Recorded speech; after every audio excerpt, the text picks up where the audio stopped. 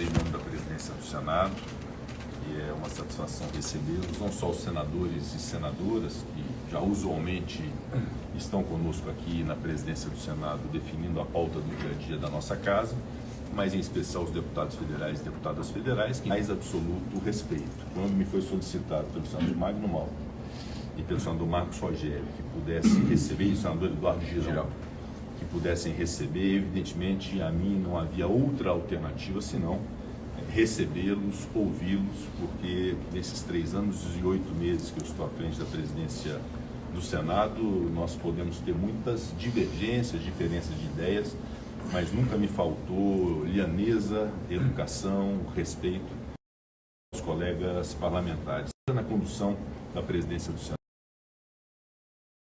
seja na condução da presidência do Congresso Nacional, porque é de fato minha obrigação ouvir e encontrar bons caminhos e soluções para as muitas crises que ao longo dos anos a gente vem vivenciando no Brasil. Quero dizer que a posição da presidência do Senado, os nossos colegas senadores e senadoras haverão de concordar, é sempre uma situação muito delicada, muito difícil, cuja tomada de decisões não necessariamente advém de uma vontade pessoal ou de uma percepção pessoal de quem ocupa essa cadeira. É uma avaliação muito mais ampla e eu sempre fui pautado pelo diálogo com a relação com os demais poderes e internamente com a relação com os meus pares. Fui eu que criei na presidência do Senado a liderança da oposição, bem liderada pelo senador Rogério Marinho, agora interinamente pelo senador Marcos Rogério, justamente por essa compreensão de que a oposição cumpre um papel absolutamente fundamental para a democracia e para o progresso do Brasil. Essas decisões na presidência do Senado, que a gente tem que pautar pela responsabilidade que o cargo representa, elas devem ser tomadas com base técnica, com base legal e, obviamente, com critério também de ordem política. Um pedido dessa natureza, que nunca aconteceu a concretização de um impeachment de ministro do Supremo Tribunal Federal no Brasil ao longo de toda a existência do Senado, da Câmara e do Supremo, pressupõe naturalmente a avaliação técnica, e aqui temos o jurista que naturalmente deve ter cuidado disso, mas há também um critério político que pressupõe numa casa política também um exercício de maioria. E algumas decisões tomadas ao longo desse tempo, eu destaco algumas delas que tomei, senador Marcos Rogério, ao longo dessa minha estada na presidência do Senado.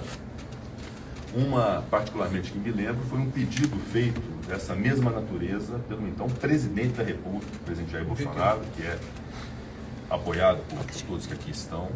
E óbvio que aquilo nos instava a um dilema enorme, de um pedido de impeachment feito pelo presidente da República, um ministro do Supremo Tribunal Federal, e a minha decisão naquele momento, com base no parecer da advocacia do Senado que foi tomado naquela ocasião, com a maior celeridade possível, foi no sentido da inadmissibilidade, em razão de todos os contextos, não só da parte técnica, mas também do critério político daquele instante. Um outro dilema também que me lembro, senador Rogério Marinho, Vossa Excelência não estava aqui ainda, em 2022, quando na véspera ou às vésperas da eleição, com a prisão do ministro da Educação, não estou aqui entrando no mérito, mas uma prisão do ministro da Educação do governo do presidente Bolsonaro, houve pela oposição um pedido de CPI para a apuração dessas questões do MEC. E a minha decisão, tanto quanto foi aquela em relação ao pedido de impeachment do presidente da República em face do ministro Supremo, a minha decisão foi que naquele período eleitoral nós não faríamos uma comissão parlamentar de inquérito, cujo desdobramento, cujo desfecho seria naturalmente de índole eleitoral, interferiria nas eleições. Então, como essas decisões, outras tantas foram tomadas, e de minha parte sempre com muito critério e com o máximo de isenção possível, o máximo de imparcialidade possível.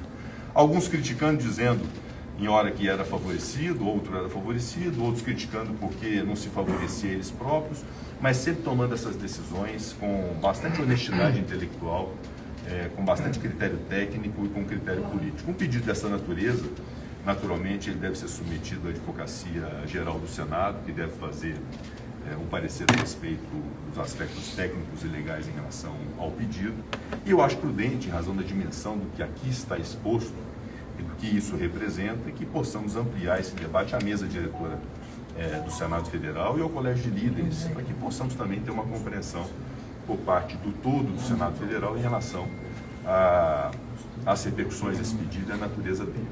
Por isso, nesse momento, eu quero dizer que recebo, aguardo o protocolo, tomarei as providências para ter uma aferição em relação aos critérios técnicos e a critérios políticos em relação ao pedido. Espero muito em breve poder ter uma decisão que naturalmente será uma decisão fundamentada em respeito, sobretudo, àqueles que estão requerendo, que são parlamentares tanto quanto eu. Por isso, a decisão, qualquer que seja ela, será uma decisão fundamentada e, naturalmente, eu espero muito e trabalharei até o último dia do meu mandato como presidente do Senado na busca de estabilidade, de pacificação, e reconheço que em alguns momentos nós tivemos disfunções na relação entre os poderes, se diz em relação ao nosso quanto à questão orçamentária e críticas feitas ao Legislativo injustamente de que não devemos participar do orçamento. Eu tenho defendido muito, inclusive junto ao Supremo Tribunal Federal, esta prerrogativa do Parlamento de poder participar do orçamento. Assim como faço críticas também ao Poder Judiciário, todos aqui são testemunhas disso. Em alguns momentos recentes, eu fiz as minhas críticas de interferência no Poder Legislativo, como quando houve a decisão sobre o marco temporal e a decisão sobre a legalização de drogas e a pauta sobre o aborto. Em todos esses três temas eu pude não só discursar, mas tomar providências efetivas em relação ao marco temporal, com a derrubada do veto presidencial fazendo valer a lei, em relação às drogas, com a apresentação de uma PEC sobre a questão das drogas no Brasil, e o aborto acabou sendo retirado de pauta, não houve nenhum tipo de providência. E uma outra dimensão também, em relação à minha defesa que fiz, e quero ser muito honesto com todos, especialmente com os meus colegas senadores, os que votaram em mim para presidente e os que não votaram. Eu subi a tribuna do Senado Federal no dia 1º de fevereiro de 2023 e destaquei que alguns pontos mereceriam de nossa parte o nosso dever de legislar. Um deles era a questão das decisões monocráticas do Supremo Tribunal Federal, que não podem reconhecer a inconstitucionalidade de uma lei votada nas duas casas, sancionada por um presidente da República, e um único ministro desconstituir esta realidade política de dois poderes.